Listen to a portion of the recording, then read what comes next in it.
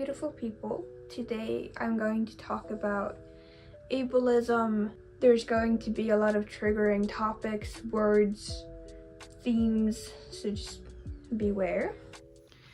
Before the video starts, I want to explain a little bit about the making of this video. So I had a lot of copyright issues, so I apologize for the screen being extremely busy. There's going to be flickering lights. I'm going to be talking a lot about loneliness. While making this, I had finals. I failed my finals, and I have never failed my finals before. It was horribly devastating, and trying to make up for that while studying, I pushed everyone away. I didn't answer any texts. The only form of communicating I did was commenting on YouTube videos, which just fueled my horrible mental state. I'm gonna make a separate video talking about this, probably something poetry related, but my dog passed away. I am upset, I am lonely. This will be evident in the video. I just wanted to explain the circumstances real quick because making this video has been horrible to be honest, and I wanted you to have some context, so let's get into it. Growing up, I couldn't really make friends. As I got older, the teachers really tried to encourage me to play with kids my age. It didn't work very well. I get annoyed very easily. I cry easily. And the kids in my class would bet on who would make me cry first. The few people I did manage to get close to, we got far too close. One guy tried to hug me and I couldn't express the word no properly, so I just kicked him between the legs, and I don't recommend that, but I don't recommend hugging people without asking either. After that, the teachers just kind of put me aside.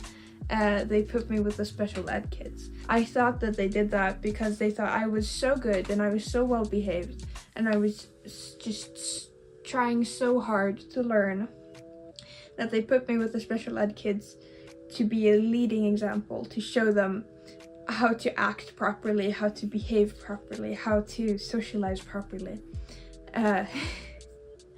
Now, in hindsight, that wasn't true. I was put with the special ed kids because I myself was a special ed kid, but nothing has really changed. I still absolutely suck at socializing. If I do get close to someone, I get way too close and I don't have words to express it, and then I push them away in a way that harms them or harms myself. Naturally, my love life hasn't been any better. The only male attention I really got growing up was because of my chest. Cozy has developed early. Let's all point and gawk. They would say that, oh, all the boys are staring at you and sexualizing you and thinking this and that and doing this and that while watching you get changed. It disgusted me so much, and I thought that men were just horrible people who could do nothing but sexualize me for my body. I thought that because of my own bad experiences and because of media's portrayal of men are nothing but rapists. I thought that because I find men so repulsive, I must be a lesbian. It was kind of a complicated situation at home because my dad agreed that men are horrible. He would tell me that a man will never love me. If I am ever in a relationship, the man I am dating is only in it for my body and will never truly love me. And at the same time, it was absolutely horrible disgrace that I identified as a lesbian. He was just trying to protect me. He just wanted me to stay on my guard and to be wary of men. There was absolutely no need because I was already very wary. I didn't have many good experiences with guys around me, so it was very unnecessary. But both him and my sister were very adamant about I should always be on my guard around men. I should never trust a man. I should never assume that a man is talking to me for any sort of wholesome reason. He understood that I was vulnerable and easily manipulated. He saw me as a target, and he wanted to make sure that I knew how the world would view me, at least according to him. The first time someone told me they loved me, I was like 11 or 12. She asked me to be her girlfriend, and I asked that we wait until I'm 18, and she was very persistent that we wouldn't wait. And you know, I didn't really have a lot of reason to say no. She told me she loved me, and she didn't ask for something that I thought was important. I didn't really think that my body was something sacred or something to be private. I thought that was a very reasonable thing for her to ask. My parents, of course, when they found out, were furious. And they told me that she was lying. They told me that, well, first of all, they told me she wasn't a woman at all. She was, but my parents were convinced that she was lying about that and that she was a man, and used that to then further their point that no one is ever going to talk to me out of genuine love and appreciation, and that they're only going to talk to me to use me for my body. Which the second half was correct, but she did that while being a woman, because, you know, women can do that too. I was so upset because to me, it didn't mean anything that my parents were trying to protect me. It didn't mean anything when my dad told me that she was using me for my body, because everything I heard was, no one will ever truly love you. No one will ever genuinely care about you. They will only ever want you for sexual gratification. And so I was very opposed to listening to my parents. At least she lied. At least she told me she loved me. And I said, what does it matter if it's not true? She said she loves me. I genuinely, wholeheartedly believe that it didn't matter if it was genuine or not. At least she said the words I so desperately needed to hear. When I moved out, I decided I'd let her toy with me too much, and I would be straightforward and just tell her, you cannot treat me like this anymore. This isn't healthy. Please, you know, don't. I wasn't able to block her in any sense. I wasn't able to tell her, please don't text me again. All I could manage was just saying, hey, I do not think this is healthy. I am easily manipulated. You know, my dad has always been right about that. He was always right, and the reason he tried to protect me, because he was correct in that the world is full of horrible people who try to take advantage of gullible people, and I am a gullible person. She would very easily be able to get back into my life, and I was like, okay, I had to kind of face the fact that I wasn't just with her because I wanted to make her happy. I was with her because I had personal needs for love and attention and affection.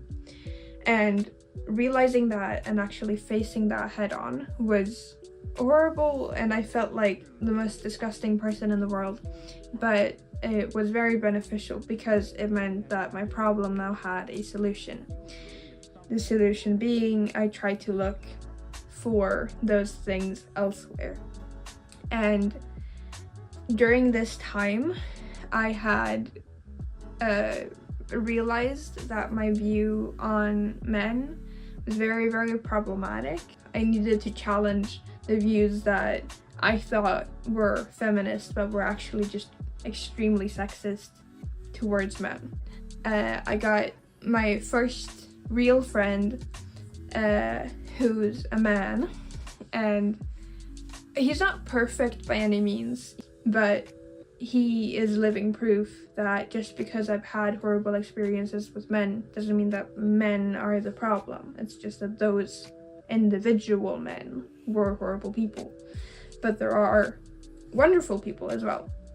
So I challenged my views and sort of grew up to understand that men are not horrible. Men are not going to only use me for my body. I was very straightforward with how I was raised by my dad. He was very straightforward in telling me that my dad was wrong. He said that is such a horrible thing for your dad to say. Of course there are men who are going to love you, and men who don't rape women. Of course, just learn how to look for men who don't rape women instead of accepting that every man will rape you.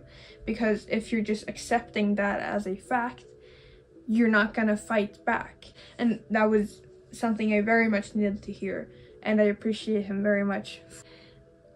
With him sort of backing me up, I was like, okay, I don't think I'm a lesbian, I think I just hated men.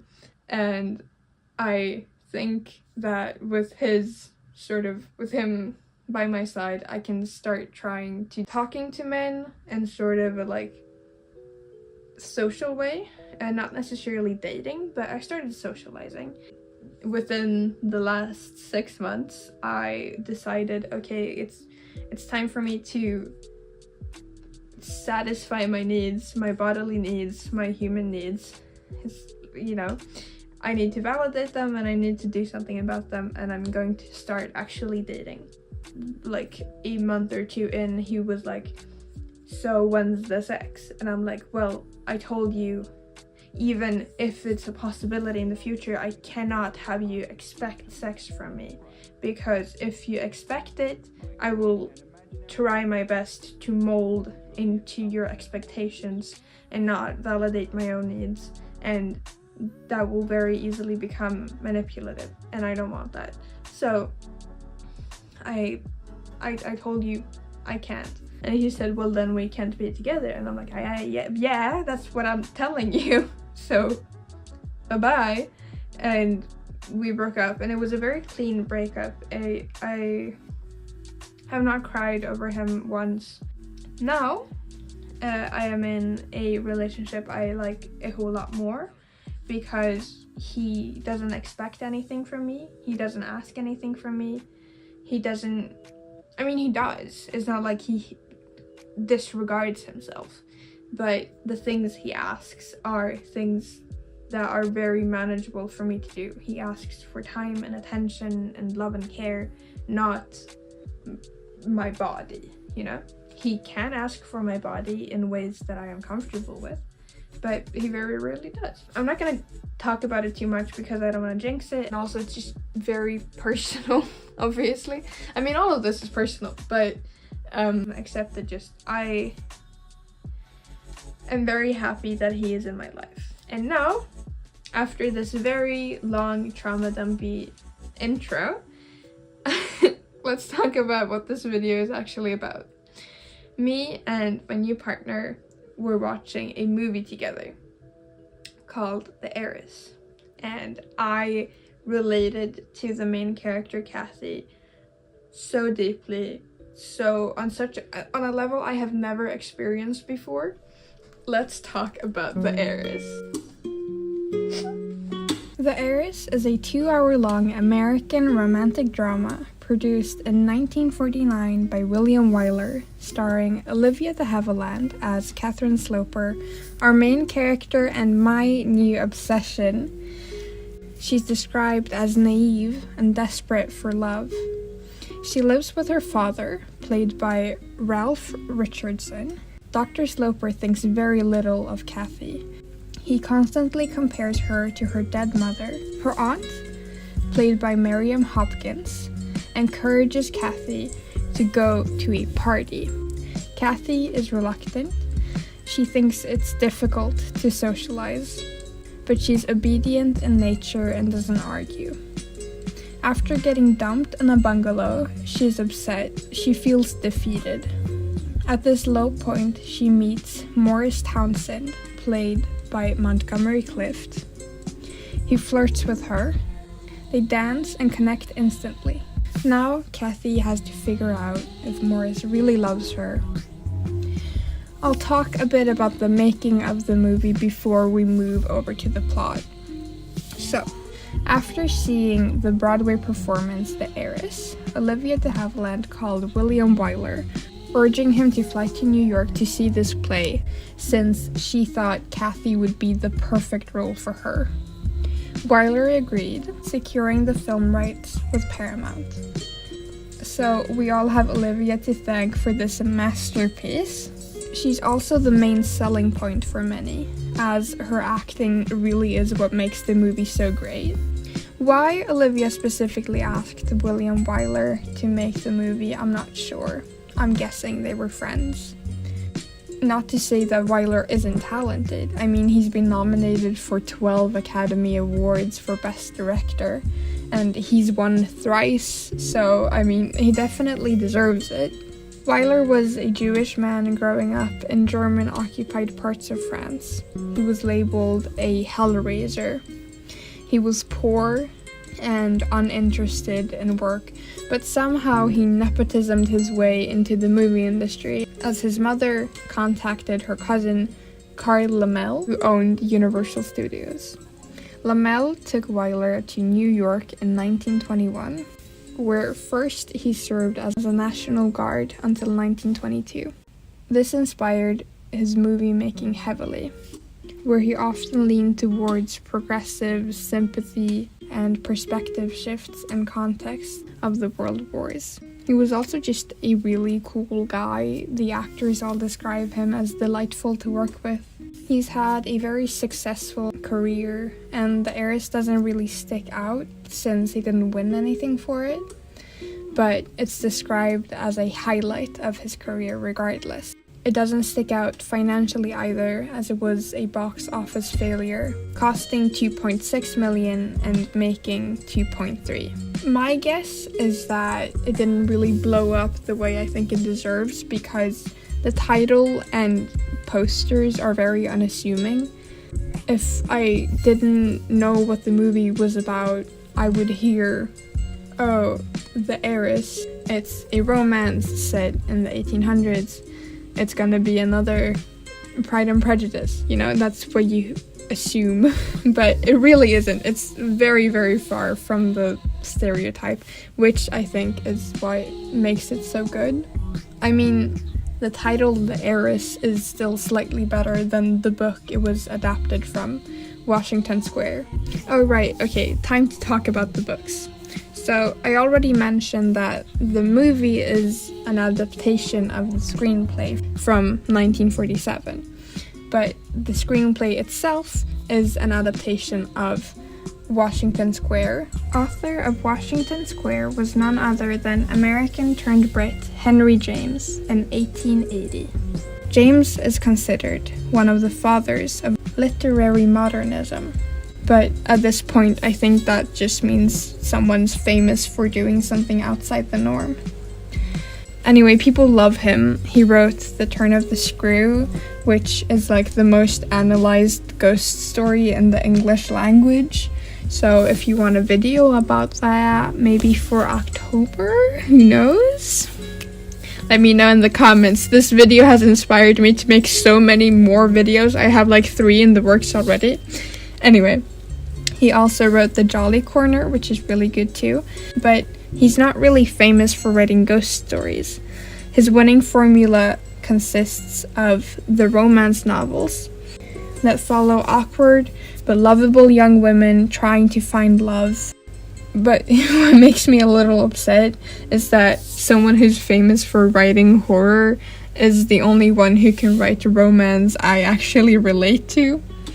But at least he bases his heroines in the novels on himself, So it's a comfort to know that he doesn't write characters like Kathy in spite, but rather as a sort of self-expression. James was a well-traveled man and decided to give up America for France, then settling in the UK. You can see a lot of this reflected in his work, as the plot of the novels is usually centered about this social ineptness and alienation of American versus European cultures. It's so obvious that James felt like an outsider and wanted to write about living on a different continent with completely different social rules in a way that appealed to his audience of young women. But the way he writes is so relatable and so reminiscent of my life and my lived experience that this trope of an American lost in high society of Paris serves as an allegory for autism. James never married, but he wrote a lot of letters, some more loving and tender, which has people speculating about his sexuality. The first theory is that he fancied his cousin Minnie, who died at 24 from tuberculosis, which it's very 1800s. Then there was a lady who he was very fond of named Fenry Moore, who unfortunately later killed herself. The third and currently the most widely believed theory that he was a homosexual. He's very Steed Bonnet coded. A rich man leaves it all to pursue his passion, and he's also kind of gay and autistic, but he was very social and very well liked. So maybe gay and not autistic? I don't know. There's a lot of books written speculating about his sexuality and almost none speculating about autism. Dupé, he is one of James' biographers, started the rumor or theory that James was in love with his cousin. He wrote that a neurotic fear of sex kept him from admitting such affections. James's invalidism was itself some symptom of fear or scruple against sexuality on his part. And this isn't necessarily true, and even if it was, it doesn't necessarily mean he was autistic or gay, but regardless, it's a very accurate description of why James's way of writing romance is so relatable to me. A blog post by Randall Ivy reads, James was, in his fiction and non-fiction alike, a guarded man, a true Victorian when it came to matters of sex. And these letters show no deviation in that pattern, referring to what seems to be numerous love letters James wrote to his male friends. With Anderson, we do see what a physical man James could be, and how much he seemed to crave physical connection, a thing which he was apparently deprived of all his preceding years. I relate to this hypersexual, asexual, homo-romantic, sexually confused state of mind, this constant desire for closeness and still aversion to it. James puts it best himself as he signed off one of his letters. Always you're hopelessly celibate, even though you're sexually Genarian Henry. I'm sad for James, gay or not, autistic or not, that he never found his person. But I think it's important in understanding James's characters, because this shines through so clearly in his work. At the same time that society is speculating about James's homosexuality, we see it as a failure. Being gay meant you couldn't flirt. It meant you couldn't do what society expected from you as a man. And maybe that's just how we view autism today. Maybe it's nothing more than a way to explain social outliers with some sort of biological justification or reasoning.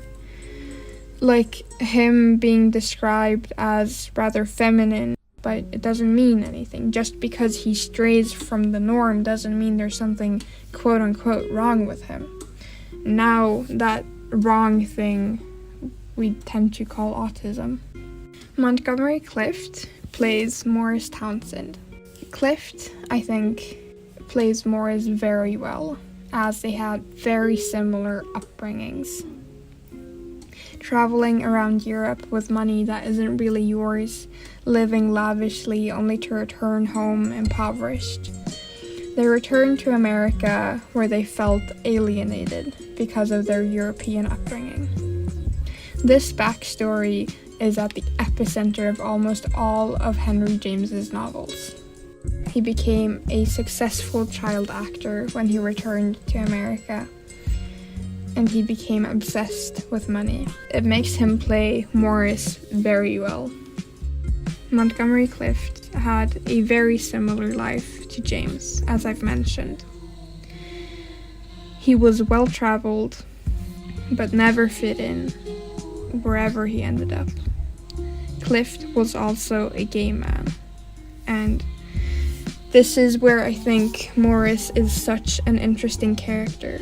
He looks to me as a self-insert, and seeing all these documentaries about Montgomery Clift's actual life, it's so similar to Morris, which itself is so similar to Henry James's life, that I think James wrote the parts of himself that he hated, that he was so afraid of, into Morris, and the parts of himself that he took pity on into Kathy.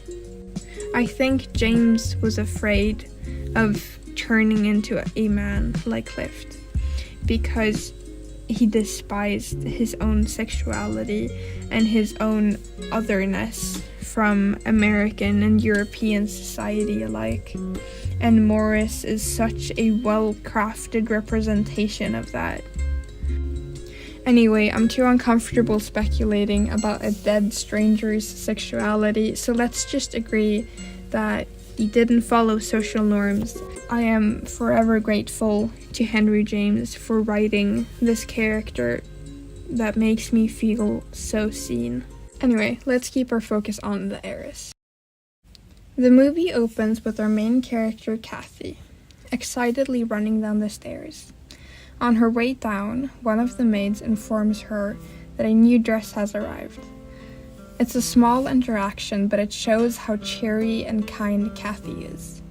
We cut to the doctor, who is talking to a lady, seemingly upset as he sees Kathy from his home office window. He exits his office and greets Lavinia, the aunt. Lavinia rambles. The doctor seems annoyed at first, but then invites Lavinia to spend the winter at his house. She happily obliges, and he asks her for a favor in return, that she helps Kathy socialize. Lavinia is surprised at first. Help her? Help her how? She asks. Lavinia doesn't see the same issues, which, to Dr. Sloper, are glaring. This opening scene perfectly introduces our characters. We cut to Kathy buying fish at a vendor outside. She proudly shows the fish to her father. Dr. Sloper looks disgusted and takes a step back, but smiles and says, "That's very thoughtful," and follows it up with, "Next time, you can make the men carry the duty for you." She looks both confused and disappointed, as her father doesn't want her to do things she clearly enjoys, like running errands. He tells her to go out and socialize, and she says that she'd rather embroider, as she stood nervously pacing. We cut to Kathy in her room, taking a sponge bath.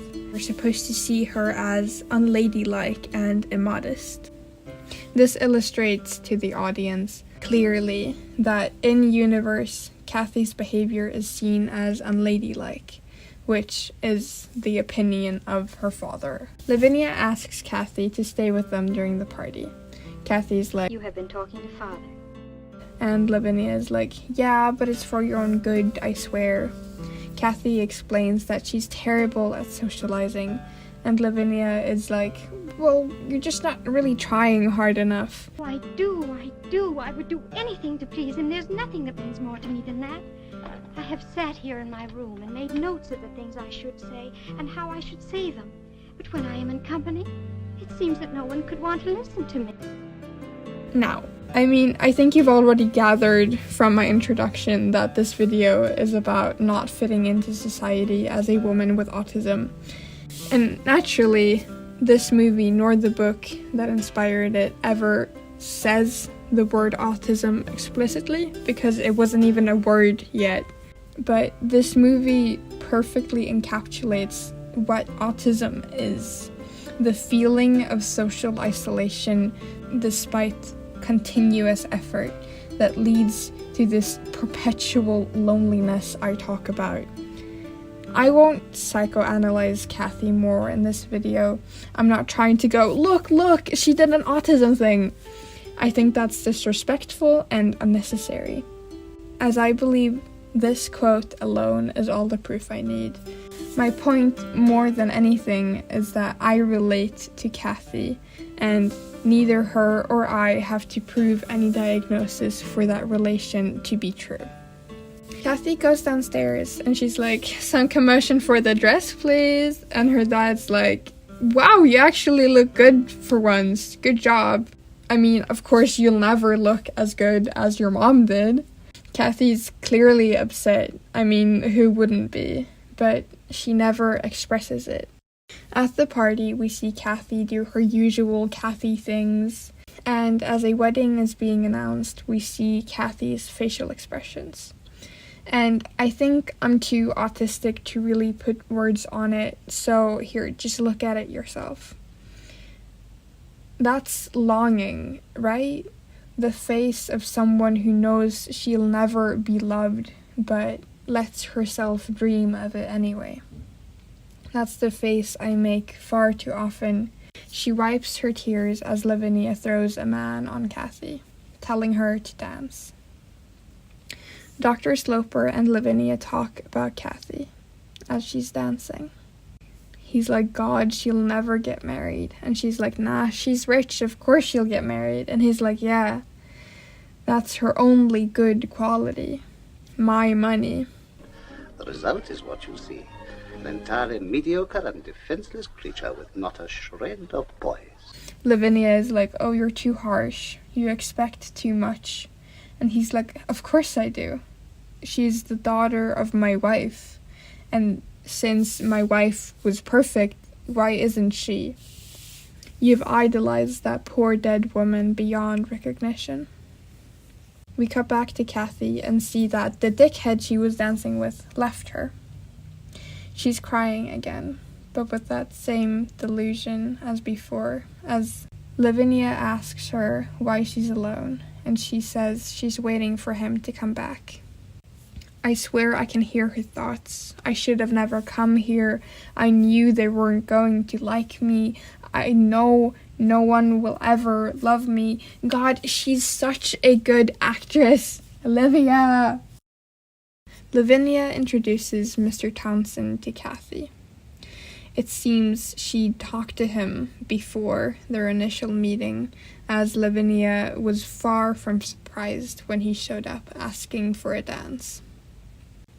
Kathy looks like she hates it. Her worst fears were just confirmed.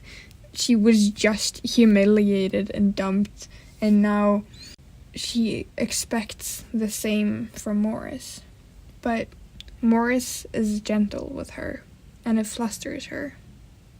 They dance, and then we cut back to Morris being like, "Girl, you got me running my mouth. Now you say something."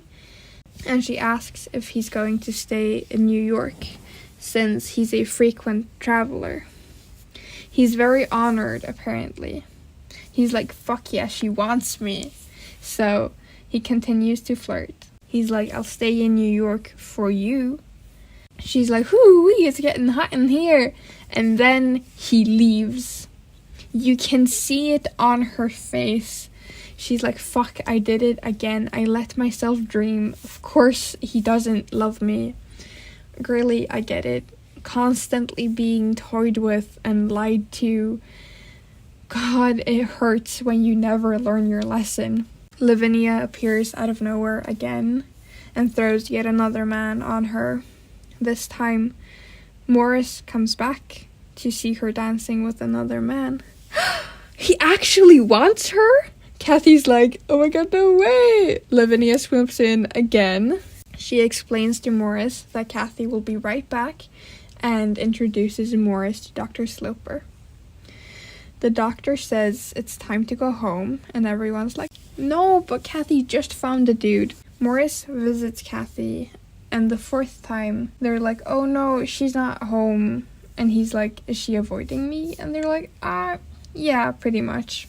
He asks why, and Lavinia is like, well, you have to ask her yourself. So he stays and chats with Lavinia until Kathy comes back. It is a beautiful morning for me now, Miss Sloper. But I was afraid you might not come back at all. I would have to come back sometime. I live here. Okay, so Morris wrote a whole song for Kathy, and he plays it for her.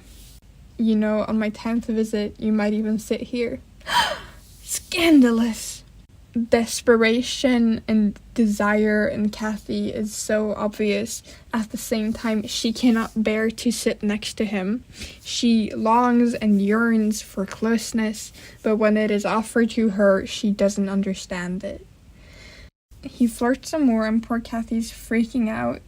Clearly, it's all moving way too fast for her, and she wants it so desperately. She doesn't dare to ask him to slow down, because maybe if she asks him to slow down, he will leave her. She doesn't let herself set any boundaries because she's so afraid of losing what she has when she's been longing for it for so long, when it's been taken away from her so cruelly so many times, and she finally has it. She can't challenge it. The doctor comes home and seems confused. He doesn't understand why Morris is there. The doctor is like, Morris, you're such a flatterer. You little bootlicker, you. He's very suspicious of Morris. He doesn't believe that Morris is there for love, especially not since it's for Kathy. We know he thinks she's unlovable. He doesn't say that out loud. He invites Morris to dinner, and Kathy's very excited. She thinks the two are getting along. Morris and the doctor bond over being well-traveled over dinner. The doctor finds out Morris is uneducated and seemingly unwilling to work. He understands now why Morris is spending time with her daughter. Morris is after her inheritance. I'm a kind of tutor. Oh, that's very proper. Family feeling is very proper. But it's hardly a career. No, it won't make my fortune. You mustn't be too much bent on a fortune. He fucks off and leave Morris and Kathy to dine alone. The doctor and Lavinia talk, and he explains outright that he thinks Morris is only in it for the money. Lavinia is upset and says that she thinks much higher of both Kathy and Morris. We come to Morris, who explains to Kathy that the doctor doesn't like him and why. He asks if he'd rebel against her father in favor of him. I would have liked you to say to me, if my father doesn't think well of you, what does it matter? Oh, but it would matter. I could never say. You could do anything for one whom you love. No, Morris, that's manipulation. This is where you kick him in the dick, Kathy. Kick him hard. She finally lets herself believe that he truly loves her. Why would he be so forward if he didn't truly love her, right? Right? He continues to explain that if she wants her dad on their side. She must make it clear that he does not just want her for her money. And she's like, but you're not, so that's gonna be easy. Oh, Morris, are you sure you love me? Oh, my dearest, you doubt it? She's crying. Her expression to me shows the inner turmoil. I can hear her going, oh my God, he's lying, and oh my God, he truly loves me at the same time. I don't believe she's gullible. I think she's desperate. I think she wants so bad to believe him that it blinds her. I think she's been starved, and now she's too hungry to care that what she's eating is poison. She makes him promise to not go against her father, as she still wants to not go against him. She, like she said before, just wants so badly to make her father proud. Morris agrees on the condition that she remains faithful, no matter if her father gives them his blessing or not, and she agrees. I am engaged to be married. He says they should be more patient. You shouldn't be pleading for him. He should be pleading for you. He's upset that Morris didn't talk to him before he proposed, and she explains that the only reason Morris didn't console him before proposing is that he knows that the doctor doesn't like him. The doctor says it doesn't matter if he likes Morris. What matters is that Morris loves Kathy, and Kathy is obviously convinced that he does. He says he'll talk to him. I think the doctor is still willing to be convinced. I think he sees how happy Kathy is, and he wants to believe it's true for her sake. And you are so good that you will be fair and honest with him. I shall be as fair and honest with him as he is. Now, yes, that is an obvious hint that he thinks Morris is lying, but at the same time, it is fair. He's saying, if Morris proves me wrong, if Morris proves that he truly loves you, I will accept that.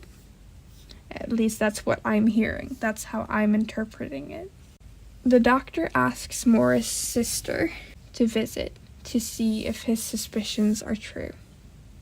Did he help you, ma'am? No. Shouldn't he have? Oh, I don't think so. You are a widow and you have children. I think I've made you angry, ma'am. I apologize.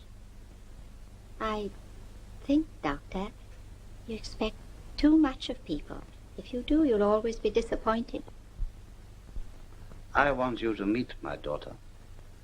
I would argue it's noble of him to care so deeply about making sure his daughter marries someone who truly loves her. Now, what makes him less likable is that he tells Morris' sister that she will understand why Morris couldn't possibly love someone like Kathy by introducing Kathy to them.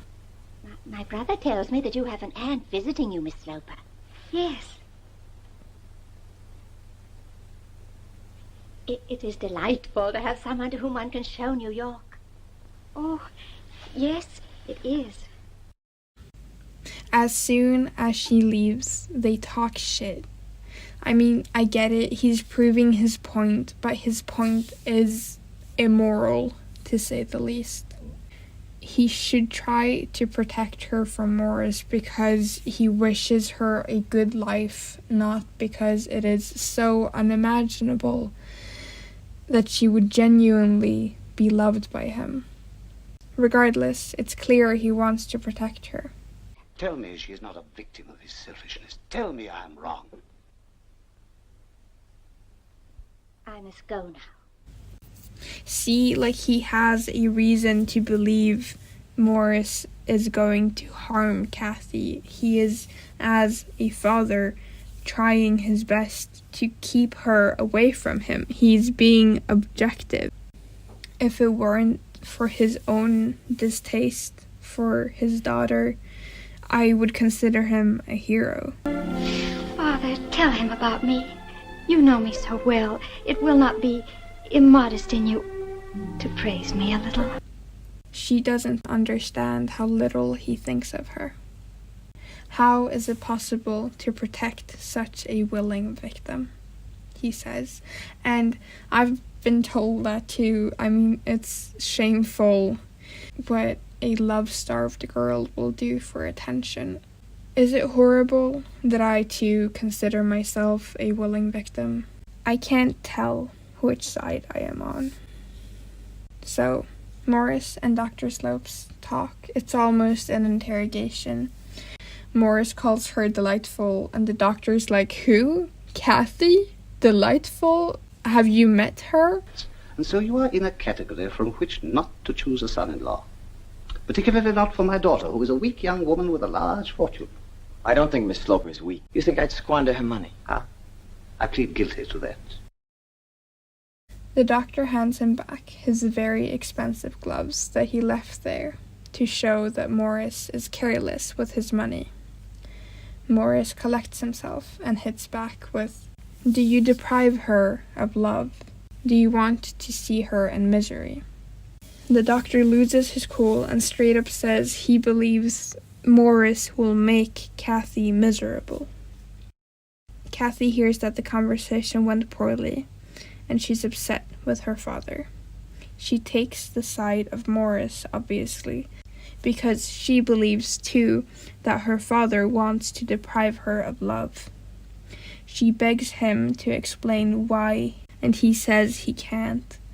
She says that she can't give Morris up because she has promised to marry him. So he forearmed himself by getting a promise like that, did he? Oh my god, you can hear the sass in his voice, it's killer. The pure hatred that's so well communicated in the just the tone of voice and the look in their eyes is priceless. Here, Kathy makes the final decision to go against her father and fight for the man she loves. I think we shall marry quite soon. This is no further concern of mine. I think that because Morris knows it will make Kathy happy and it will benefit himself, he insists that they shouldn't marry against the doctor's will. The doctor agrees to a compromise. I shall put the wedding off for 6 months to take her to Europe with me. They say goodbye and she leaves for Paris. None of that is really too important, but while they're gone, Aunt Lavinia and Morris are shown talking together, leading us to believe that she's planned this whole thing, that she is the one telling Morris to pursue Kathy, since she believes it will make both of them happy. Why is it you always win? I cheat. Him because of the money, and her because she will finally have a man who wants her. They all do bad things, but none of them are evil. I mean, Aunt Lavinia is a liar, Kathy is desperate, and the doctor is heartless, and Morris is greedy. Their flaws make them human. The doctor quickly finds out that Morris has been in his house. When I come home to find empty brandy glasses and detect cigar bands, I can only think of one person. Well, what's happened to Mr. Townsend? Lavinia leaves. The doctor has stopped trying to hide his disdain for Morris. You can see the upset on Kathy's face. She hates disobeying her father, but she needs this. He expects nothing. He does not love me for that. No? What else then? Your grace, your charm, your quick tongue and subtle wit? He admires. God, it would break my heart. The doctor continues to be harsh with her. Catherine, I've tried for months not to be unkind, but now it's time for you to realize the truth. How many girls do you think he might have had in this town? He finds me pleasing. Oh, yes, I'm sure he does. 100 women are prettier, 1,000 more clever, but you have one virtue that outshines them all. Your money. Okay, maybe he is evil. I mean, he's understandably upset with her. He has told her repeatedly that Morris is not good for her, and she refuses to listen. Again, I've been there. I've had friends and family all about to give up on me. I've been told repeatedly that if I choose to be so stupid, I might as well be dead. I see it as perfectly human of him to respond to this with so much anger against Kathy. I understand why he's so upset with Kathy. I've seen that this is how people truly in real life respond in these situations. Lavinia tells Morris to leave and come back tomorrow. He wants to tell her that he still loves her right away, and Lavinia tells him no. She tells him to do it later, but Kathy sees him before he can leave and rushes to him. To her, this is huge. It confirms her father is wrong. She runs into his arms, and they embrace. You have not changed your mind. Oh, no, have you? Oh, wait until you hear the plans I have for our marriage. So, yay, happy ending. Well, I mean, there's 40 minutes left. Woof! Okay, let's keep watching. Well, actually, let's skip forward a little bit. All is well and good until Kathy says, let's do it tonight. He's like, what? And she insists that they should get married in just an hour. She pulls a hard one on him. I implore you, if you love me. She gives him a really strict ultimatum, mainly out of spite for her father. She cannot stand him after what he said to her. Morris agrees. He says he'll be back in just 2 hours and that he needs to pack first. You must leave a letter for your father. Shall I compose it for you? No. He still wants the doctor to be on her good side, but Kathy doesn't want that anymore. She used to, if you remember, but she understands now how little he truly thinks of her, and she wants nothing to do with him. She tells Morris no repeatedly, and now Morris is upset. He must love you very much, or he wouldn't try so hard to protect you from me. No, Morris, in this one thing, I know I am right. See, none of them are evil. He has been under the impression that Kathy wants to keep a good relationship with her father, and he is still under the impression that her father is just trying to protect him because he loves her. There are two sides to every coin here. We must never depend on him or ask him for anything. We must be very happy and expect nothing from him, ever. Morris is still in denial. He's convinced that the doctor still likes her enough. She's bound to come round. No, Morris, he will not. But even if he would, I would not. And now we see Morris's face so clearly full of rage and disappointment. Here we see his true intention. Here we see that he would not love her if it weren't for the money. In this one frame, Kathy, of course, does not see this. Both turned away from him physically, but also we know she is in denial. We know she is far too desperate to prove her father wrong, far too starved for love to ever question him. She happily awaits him, expecting him to arrive at any moment. Her knight in shining armor who is going to save her from her father. Aunt Lavinia sees her. Good heavens, child. You're disinheriting yourself. Yes, completely. And now the aunt has the same realization as Morris did. Now she understands that Morris will not come for her. Why were you not a little more clever? You think what my father thinks. Well, you are wrong. Morris loves me. I am everything he ever wanted in a woman. I am, he told me so.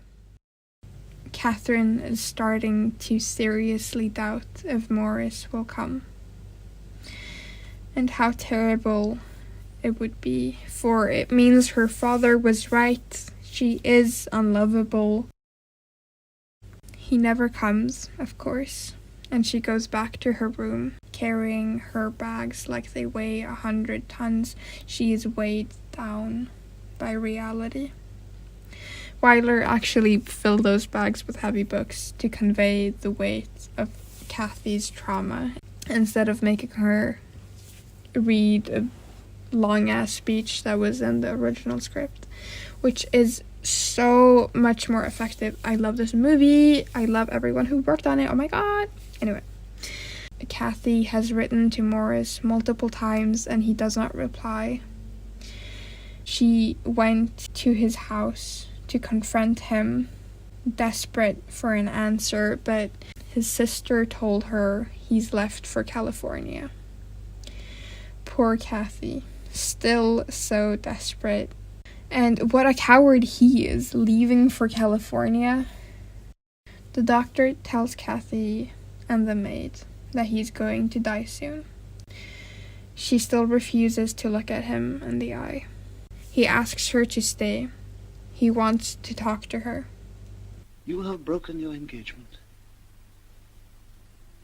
Oh, if you have, I must tell you, Catherine, that I admire you greatly for it. I know the effort that you must have made. Do you, Father? Kathy must have longed for those words all her life, but now all they mean is a confirmation that Morris never loved her and that she is doomed to be alone forever. He deserted me. She is furious with her father and with Morris. You can see it so clearly. You can hear it so loud in her voice how upset she is. Are you blaming me because I tried to protect you? Yes. Now, okay, on which side are we on? I keep flipping back and forth between Kathy and her father. I've argued like this with myself my whole life, between me and my father. I still don't know what the right answer is. I don't know who is justified. It was not love that made you protect me. It was contempt. Since you didn't love me, you should let someone else try. I'm weeping, oh my god. They keep fighting. Kathy keeps speaking up against her father. She keeps insisting that she loves Morris and she will not let him go.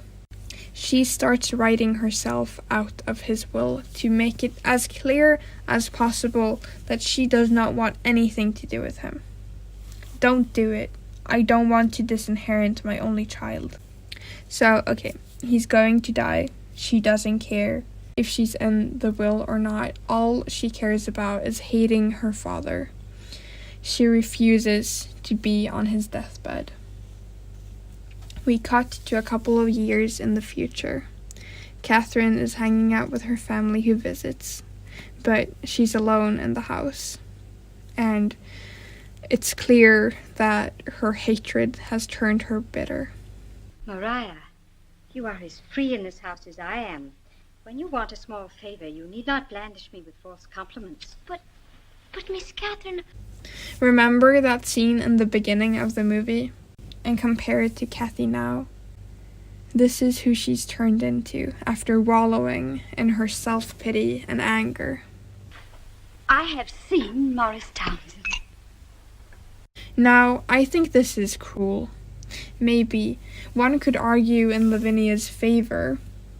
She's just trying to make sure Kathy's happy because she wants so bad to be with a man, and here is a man who is willing to be with her. To Lavinia, it doesn't matter that the man doesn't actually love her. But what's worse, to wallow in your own solitude, to never hear the words "I love you," or to only hear them as a lie. How can you say that to me? You were in this very room when he deserted me. At this point, I was being very annoying. I turned to my partner and I went, "Oh, Kathy, please don't be as dumb as me. Please don't make the same mistake I make." I can't imagine what my partner was thinking at that moment. He walked home with me. He implored me to ask you.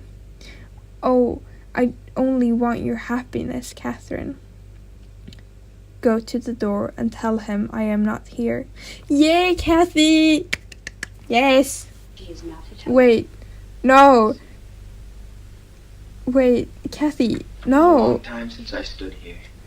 I know. Well, I know what it's like to hear their Sorry. voice after years of longing good night, Mrs. and Bennett. wallowing. Kathy, Goodbye, be Morris. strong, where I wasn't. Come in, Morris. He throws a bunch of manipulative jargon on her, but she doesn't seem to believe him. See, he's not getting to her. She's grown bitter and guarded. She's learned not to care for flattery. "I forgave you a long time ago." He thinks this means she wants to be with him, but really it means she has accepted her fate, accepted that she will be alone. "Do you mean you love me?" I didn't dare to say it. Why not? I wasn't sure you'd believe me. I believed you once, didn't I? Oh, Kathy. My poor Kathy. God, she looks so disgusted with him. Remember what I said in the beginning? This is where you kick him, Kathy. Don't ever let a man press up against you like that. You deserve your personal space. Morris walks around the house he thinks will be his as he waits for the lady he thinks will be his wife to come down. He sees Lavinia. "I'm home. Really, truly home. We are going to be married tonight. Look who's foolish now. Look who is desperate now." I really wonder if he's supposed to be a representation of James. Anyway, he leaves to get ready for the wedding, and she sits down to finish her embroidery. I must finish it now, for I should never do another. I still don't really know why she will never embroider again. I hope it's not because she's gonna kill herself, but it wouldn't surprise me. Morris, can you be so cruel? Okay, so again, we're at this who is really the bad guy situation. What makes someone justified in cruelty? Kathy is being terribly cruel for lying to Morris, toying with his emotions, but she's doing the exact same thing as he did to her. But, you know, the Bible says an eye for an eye, right? So, is her cruelty really immoral? Yes, I can be very cruel. I have been taught by masters. She is an heiress, not just of the money her father left her, but also of the hatred and the inability to love. Bolt it, Mariah. Bolt it? Bolt the door, Mariah. Though we are cursed with this perpetual loneliness and this never-ending betrayal, I believe that we can still enjoy life as we are. Good night, Mariah. There is a lot of joy to be found in solitude.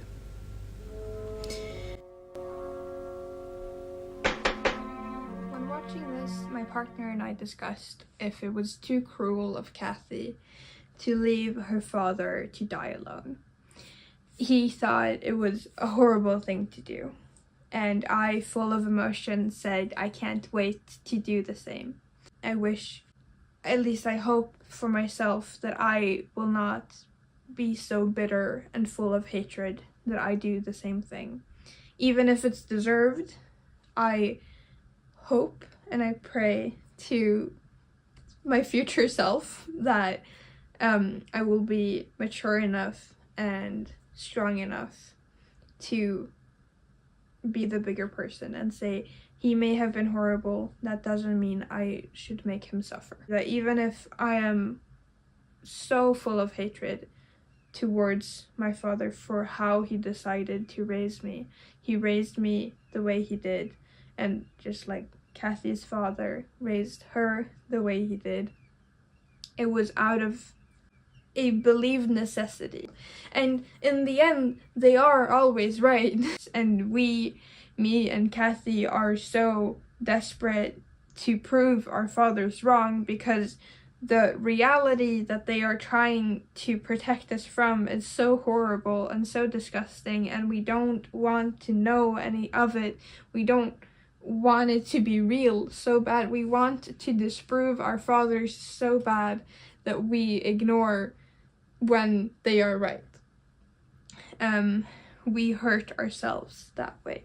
Even if our parents are horrible themselves, we cannot hate them for trying to make us understand that the world is horrible. I would vouch for him.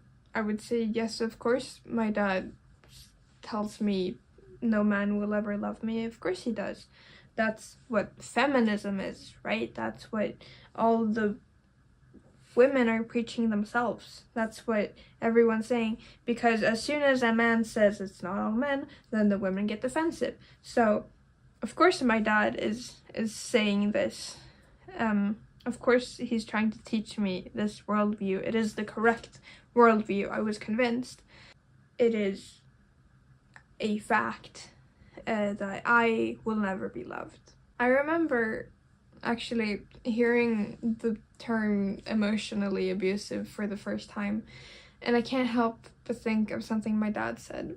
When I was young and I was telling him that, like, oh, all the boys are making me cry, and he said, how?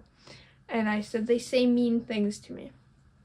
And he said, it is not bullying if they are not punching you, and only when they punch you, you can fight back. I often tell myself it's no one's fault that I'm doomed to die in solitude. I try to make myself as comfortable as possible in this solitude. So by that logic, I can't be upset with my dad for teaching me this, that I will, he tried to prepare me for the future, you know, that you will die alone, so just get ready. Hey, friendly, you know, heads up, don't expect anything from anyone, ever. I feel like I have no right to be upset with my parents, because they are just trying to protect me from having my heart broken. So I admire Kathy when she actually did speak up, because it sort of validated that she was hurt with words, and she used her words back. And that's kind of a concept I really don't understand myself. It's like a way out that I wasn't aware of, a loophole, if you will, because I always knew that what my dad said was wrong, that bullying can be verbal too, but I just thought that he used that as his own sort of justification for why he could be so mean without, you know, he was like, oh, you can't be mad at me, I can't be bullying you right now because I'm not punching you. You know, words cannot be mean, they can be harsh, but that is coming from a place of love. If you are offended or hurt by words, it is because you are just unwilling to accept the truth. That's how I saw that quote, that it's only bullying if they punch you, and it's only if they punch you, you can punch back. Seeing Kathy fight back verbally, it kind of, you know, it makes me realize that the second half of that is wrong too, because if it's not just bullying when it's just physical, it means I can fight back before it gets physical. It means I can say no as soon as I am uncomfortable. It means I can say no before it gets physical.